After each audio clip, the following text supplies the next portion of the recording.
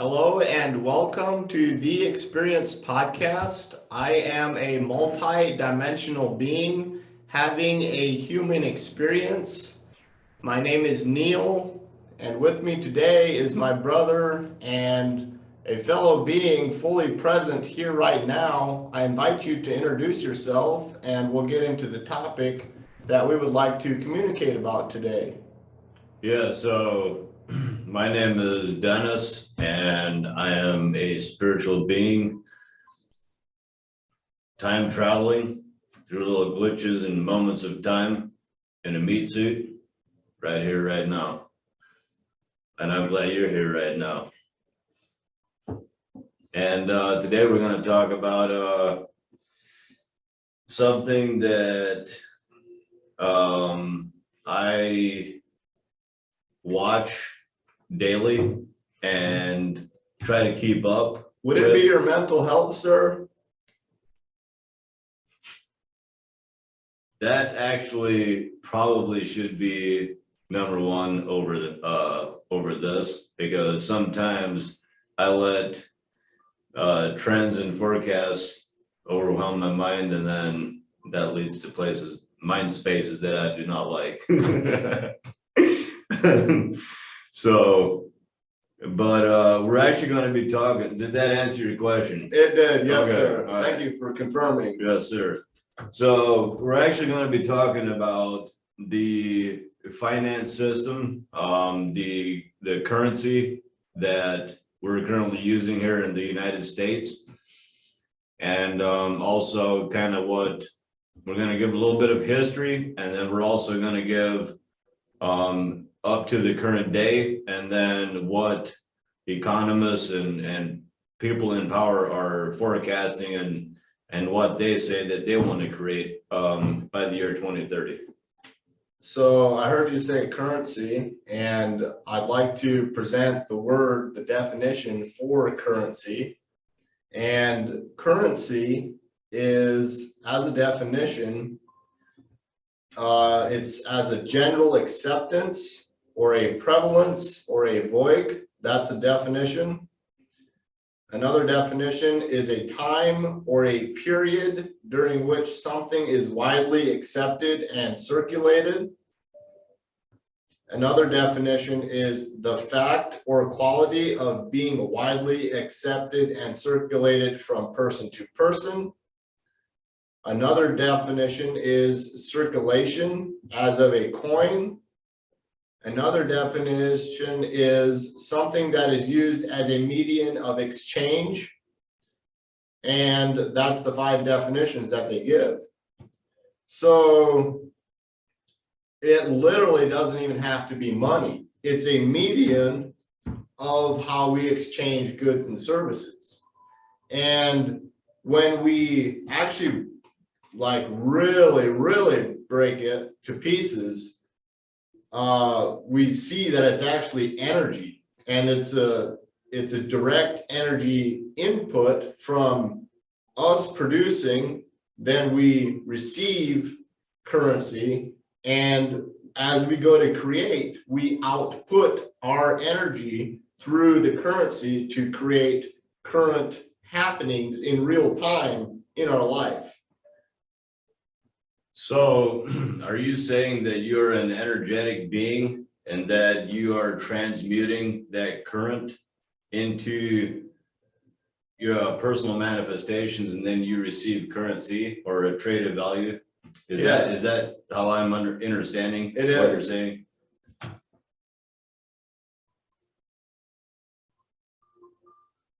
That is very fascinating. So currency could be anything then. Is that anything? And when we're on the topic of currency being anything, I do want to go into this some, because I've had this vision, and this is a vision that I've been holding, but a vision that I've been holding for a small period of time. And it's something that I really feel into, and I feel that the world is the world that I'm going to be living in, which is different than the Matrix world that a lot of people may be going to live in.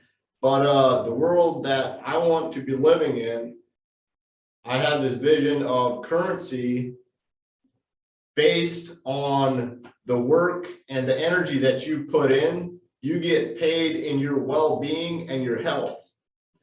So literally, the more energy you put in, and let's say you work 5 days a week for 4 hours a day, you get paid in wellness and in food and in water and in medicine, and that's your payment.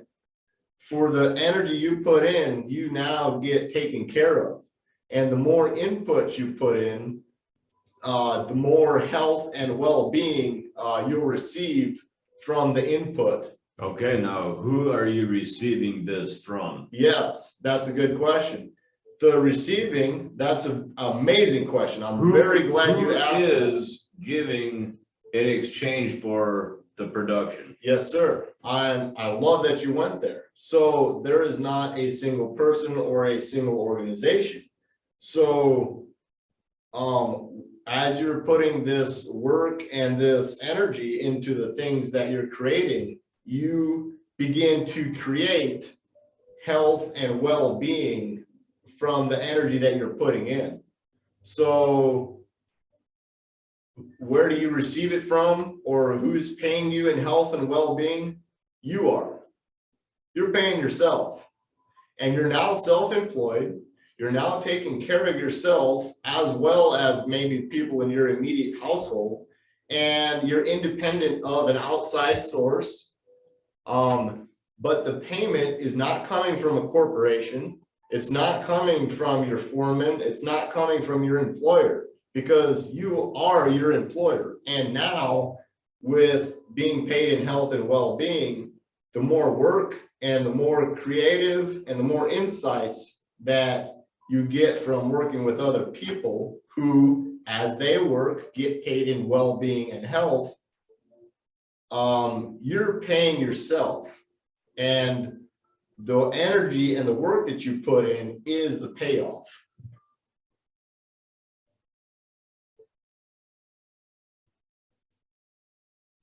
So what are you gonna do with the people that don't want to work Yes. and they're hungry? Yes, that's a good question. I will shoot them. And so that's very dynamic. But and see here, because the people that don't want to work are not going to be a part of my reality. And so therefore, I will only communicate and interact with people who are willing and who are ready to put that effort in, and who are ready to bring that forth and that aspect. But Sure. it's those people will not get my attention, and the people that do get my attention and my energy are going to be people who are going to be it's going to be a push, not a push pull, but it's going to be a cooperative interaction, where as much energy and attention that I'm putting in, the other people that I'm interacting with are putting as much or more attention and energy in that I am. Sure. So Everybody's pulling their equal weight. yes, and that's how they get paid in health and well-being. Is And by their own gardening skills, their own orchard skills, their own whatever they're creating. yes and no, because it doesn't have to be your own skills. You can, you only have to learn the skills that you want to learn, and then you can collab with other people to utilize their skills and what they're good at and what they're blessed with, and then work together in Sure. in a community. That is, I really, I like what you're saying. I mean, I see where that could definitely, it could work for sure, and it will. But here's the thing, there's a lot of people that are gonna be in the matrix still, or then they're just gonna die off, because I feel like this country has so much dead weight right now. That is holding like a system like you are talking about, where it wouldn't. We have to go through some transitions in this country, I think, before Yes. that. But that's very, very exciting. Very, very exciting. So are you done kind of talking about You or go not for done, it. but I'd like to kind of go back into history, kind of like in the beginning of kind of. So we want to talk about the finance system, and and it's amazing what you brought up. And so I'm gonna just. I want to bring one more thing up. Sure. Before we get into that, because the history part can be pretty extensive. So Yes. before we go into that, how you were saying about how the country has got to change some things, and we have, as a whole, some things that have to be changed before a system like that can be implemented. Well, maybe I did say that, but I feel like it can be implemented. Or go ahead and finish the thought that you were going to say. Yes. So, and a lot of that change is like, we want to look for the government to change things. Sure. And we want to look for people for solutions. But a lot of what we're experiencing is because as a whole, as a collective, we've been indoctrinated. And we've been indoctrinated to seek approval from other people or companies rather than following our purpose.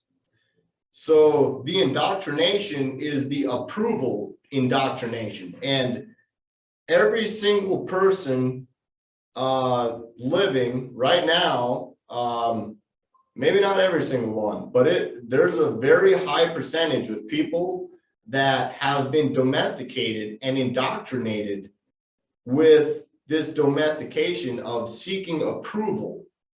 And when you can release that domestication and release that approval and release that indoctrination and say, I approve of myself and now live. And that's when we begin to create systems like what I'm speaking of. Yes. Because there's no outside approval needed. We have the approval, great. Let's meet some people that think the same way, feel the same way, and let's create it, co-create it. And I really like that, because I see you implementing and creating exactly what you're saying here. So I'm going to take back the words that I said earlier, as far as we need things to change, because I see you every day, like you're implementing things to create systems and structures that support those belief systems and outcomes that you want to create in your life.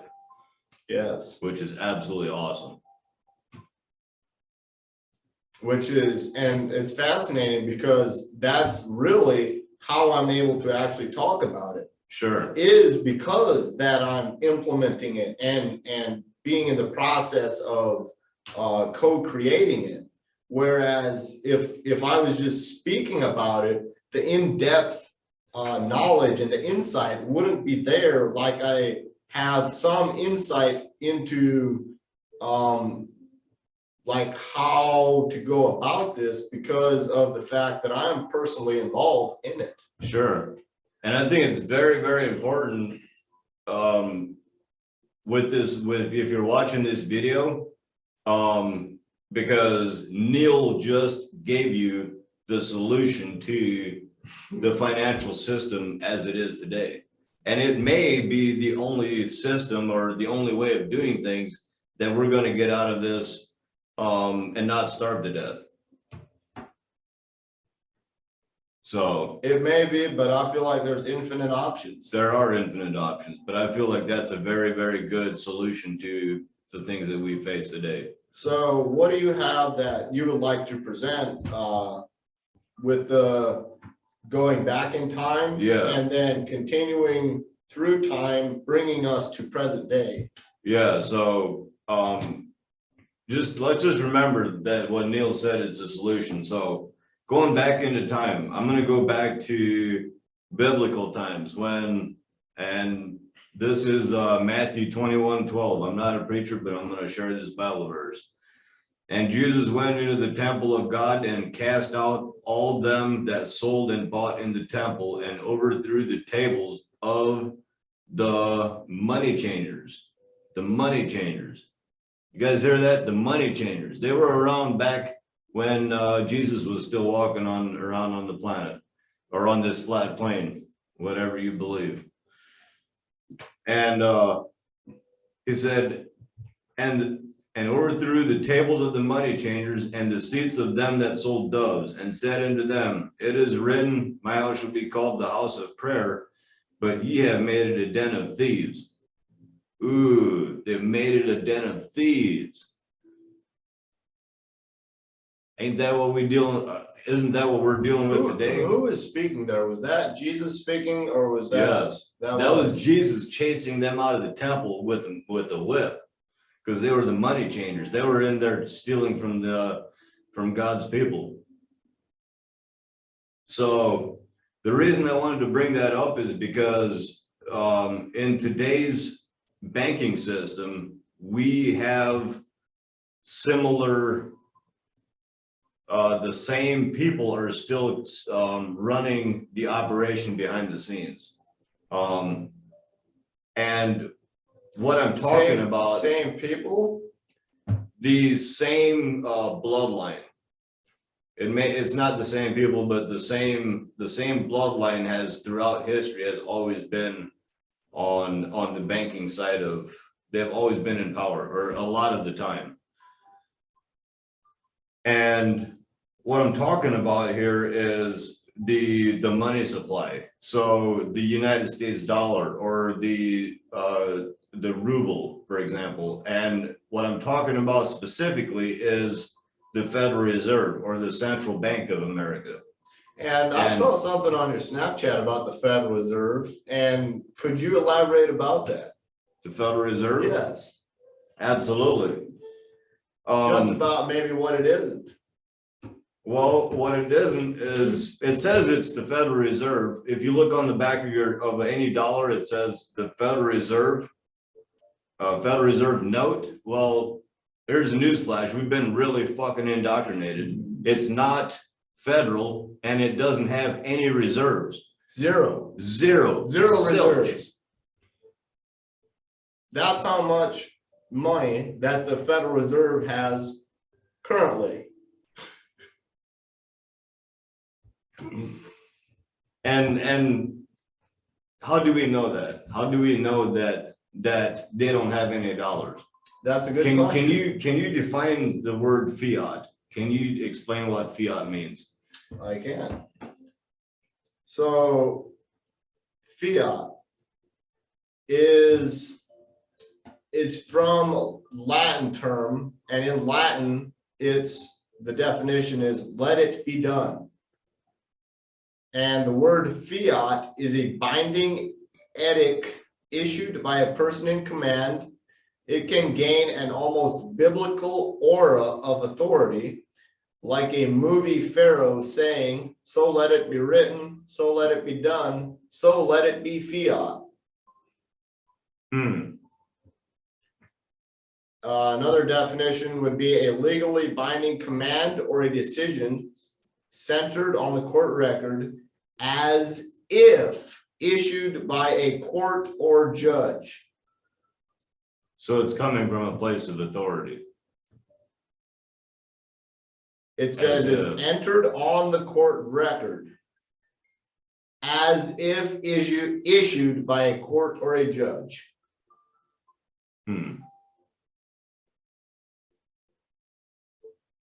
That's power. That's very powerful. Very powerful. It's not coming from the court. Wow. It's I never heard that. Entered on the court record. Interesting. It's very. Also, another word for fiat currency would be fractional reserve banking. So basically what fractional reserve banking means is, if I deposit $100 into my local bank, they can now, because they have $100 in there, they can now lend out 10 times that amount of money.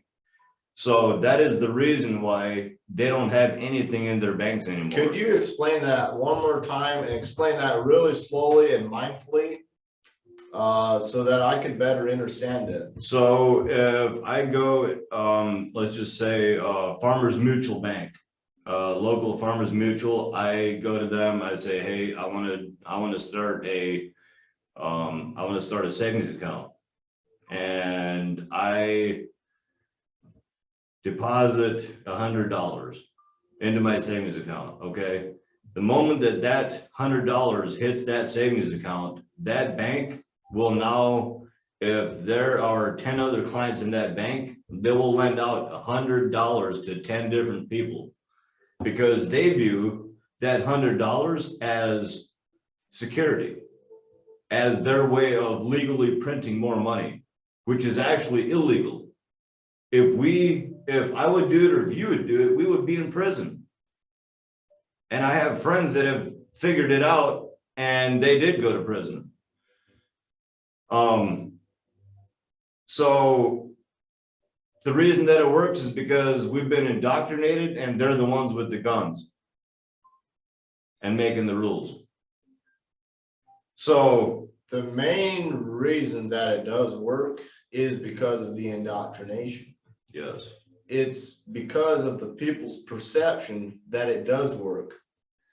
And once the people realize in their perception that this system no longer works, this system's done for. It's falling apart, it's broken, and we as the people are now going to co-create a new system to our system. Not theirs. It's going to be our system. Yes. So, and another thing that I wanted to bring up is the Federal Reserve hasn't always been around.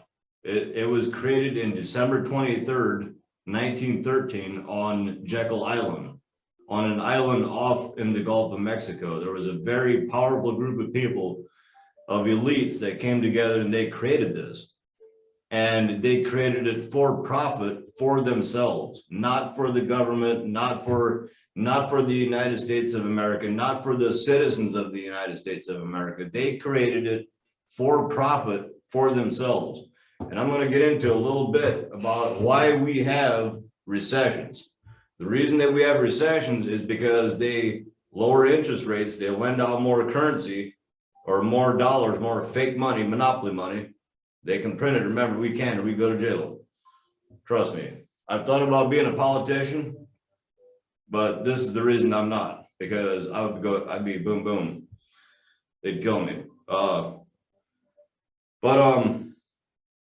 So the reason that we have recessions is because they increase the money supply.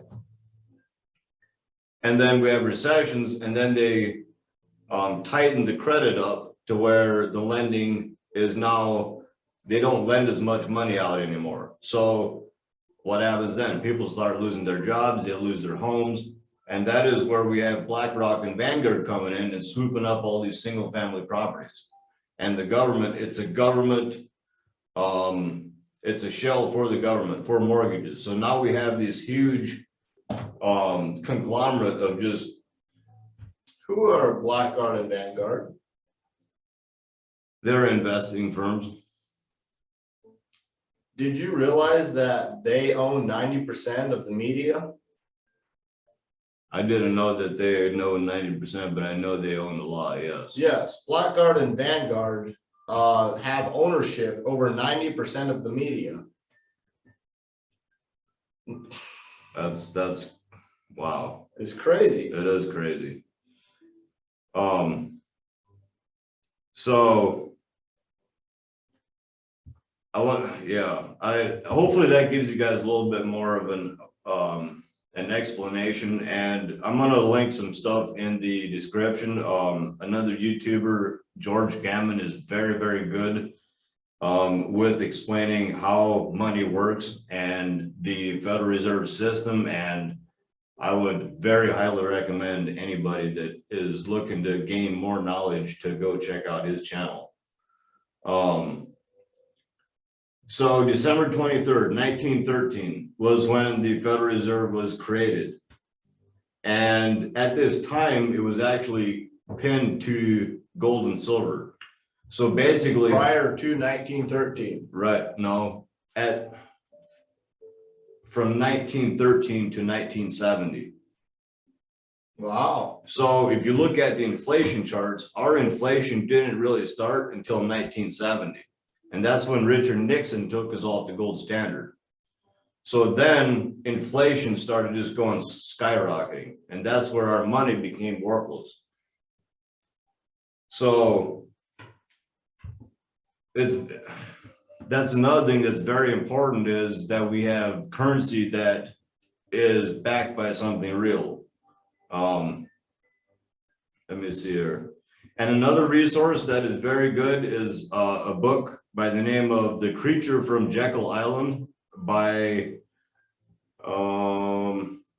J. Edward Griffin. Very, very, very good book. And then let's see here. And we can't really talk about money or currency if we don't talk about the Rothschilds and some of the things that they said. All wars are bankers' wars, because Mayor Angel Rothschild said, American and British intelligence have documented evidence that the House of Rothschild and other international bankers have financed both sides of every war since the American Revolution.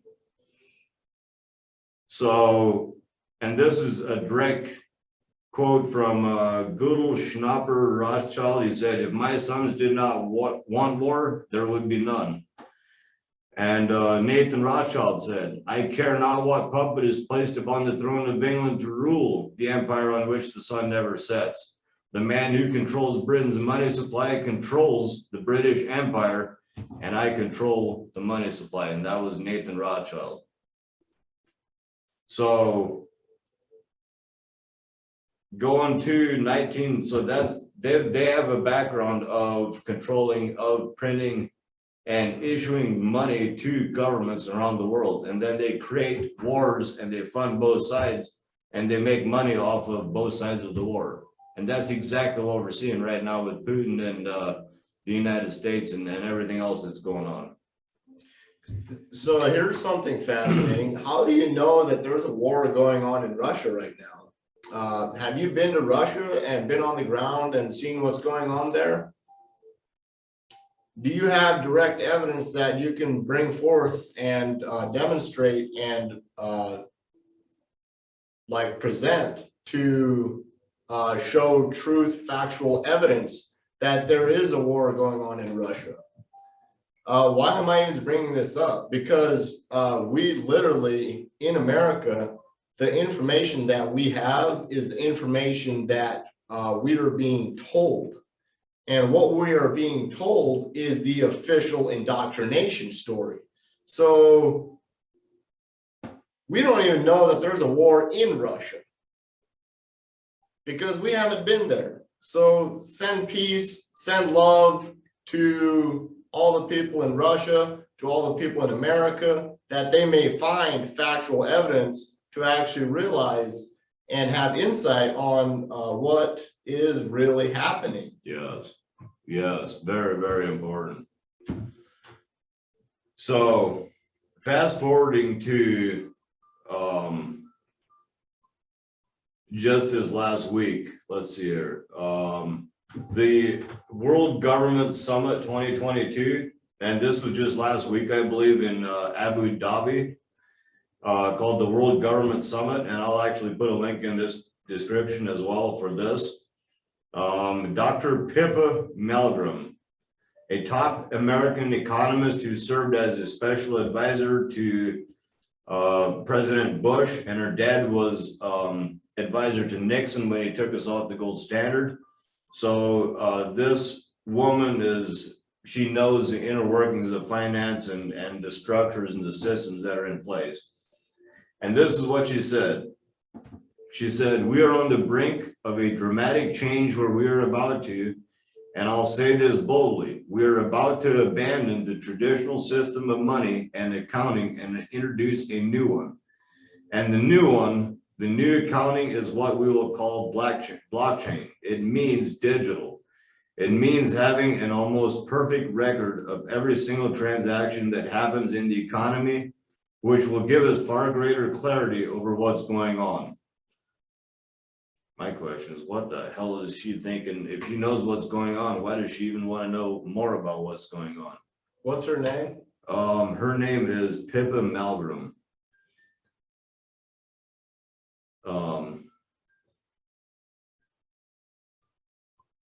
So she talks about programmable money, and it will not be decentralized.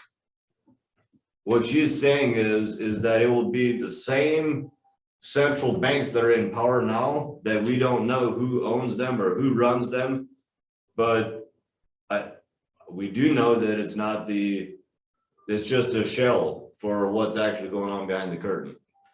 And so they're talking about issuing a cryptocurrency that is, they get to choose how much you get and probably where you spend it. What's your take on all that? The Crypto. insights that I've seen, and going right with that, because with that announcement, I don't not have the name, but it's been announced in the United States that the whole of the United States is going to be moving to an electronic currency standard. And what I see with that is, how do you control people? You control their perception and you keep them busy so that they don't have time to create new perceptions, and that they don't have time to research. So how do you control people? You keep them busy and control their perception. Well, with this electronic currency, so what if there's a lot of people playing video games right now and linking up with other people playing video games? So what if you can now use that electronic currency to buy stuff on your video game? And so now you have people at home playing video games, using this electronic money, connecting with other people and buying things for the games, but never interacting with the real world in this. And in that way, their perception is being controlled, number one.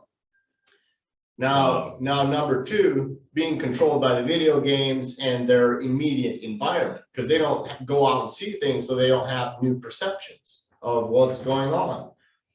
So another thing that I see directly related to that is that with the busy aspect, so you get a certain set of money per week, and so now, currently, we have savings accounts, and some people do, some people invest, some people do either way. But when we achieve more wealth, or we achieve more currency, more energy, we have a extra storage space where we can store this currency, savings account, investment, whatever it may be. So what if you didn't have any extra anymore? And what if now, when the electronic currency is, you get a set amount per week and you have 1 week to spend it? And if you do not spend that set amount that you've been gifted, think stimulus checks. So you get one stimulus electronic currency check per week, and you have 1 week to spend it, and it's just enough to meet your needs. Basic needs: health, barely, their health, Yeah. food, Yeah. their food. Water, their water. Fluoride water. So now you have a set stimulus of electronic currency that you can use for the week. You get to only purchase their products. And if you don't use it by the end of the week, we'll take it back because there's somebody else that can use it more than you. So if you don't use your stimulus, we'll now just take it back, and next week you get a new one. Well, with that system, there's no saving. There's never more than enough. There's always just enough and always striving for more, but never getting more. And in that way, you control the perception and you control the schedule, like the busyness. Sure. The focus of the individual. You control the perception and direct the energy and the focus into staying busy. And that's what I see with this electronic currency being implemented. So before the podcast, you brought up a little bit about, I think you were going to talk a little bit about Agenda 2030. How does that tie into what you just shared there? So some of it may, Okay. and we'll observe that as we go over these, but some of it it's all related, but some of them may be unrelated to currency. So this Agenda 2030, this is what the World Economic Forum has the intention of implementing. And so this is actually a prophecy. And how does a prophecy work? A prophecy works when you say, this is what's going to happen if no events change the goal that we're about to implement during that time frame. So the World Economic Forum made a prophecy of what their plan is of implementation by 2030. And I'd love to read that and go over those. Yes. And we'll get right into it. So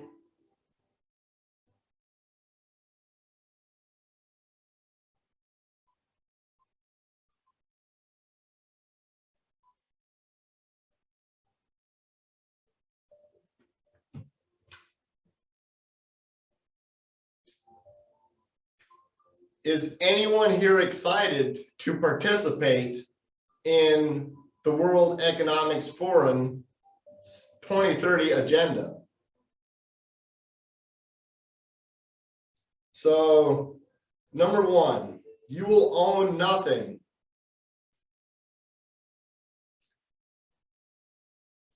Number two, the US will no longer be a superpower.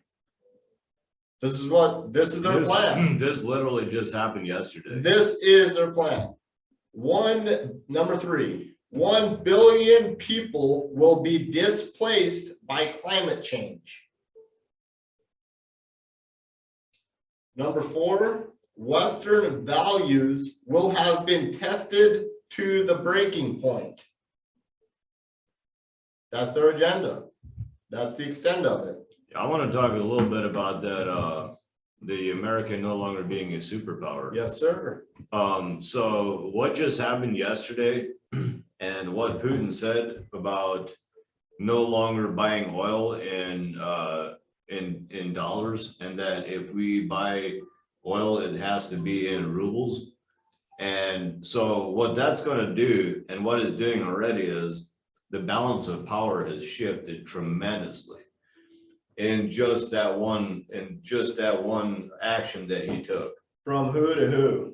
From the balance of power. So United States was the most powerful country, and it is now Russia, because they have gold in their vaults and the United States has zero gold. We were told that we have gold at Fort Knox. And we were told, well, there was gold in the World Trade Center. And what actually happened is these central bankers, they told us that the gold was in the bank or in their central banks. So it's the same fucking money changers that took the gold are the same people that are issuing the dollars. Okay.